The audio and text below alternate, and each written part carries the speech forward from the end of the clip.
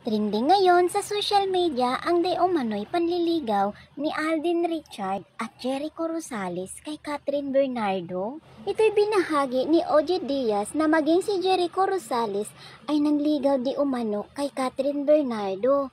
Ayon sa kanyang source, tila mas buto ang pamilya ni Catherine sa isa pa nitong manliligaw na si Alden Richard. Matatandaang madalas ding magkasama kamakailan sina Catherine at Jericho. Subalit marami ang nakapansing wala ang aktor sa housewarming ng actress kamakailan. Sa bagong episode ng Showbiz Update ni OG Diaz, isa sa mga pasabog ni OG ay ang panliligaw di umano ni Jericho Rosales kay Catherine.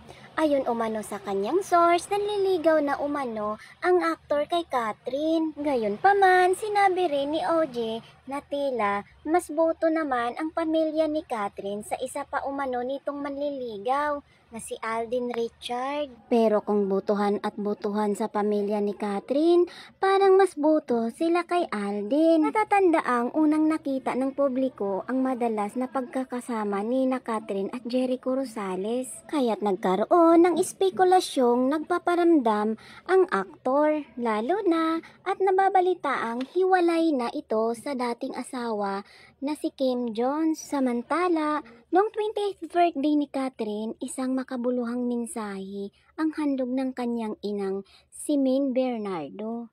Nilarawan niya si Kath, hindi mo malalaman, okay lately, subalit kahanga-hanga umano ito kung paano bumangon araw-araw at hindi sumuko. Labis niyang na-appreciate ang pagpapahalaga ni Catherine sa paggabay ng pamilya sa kanya.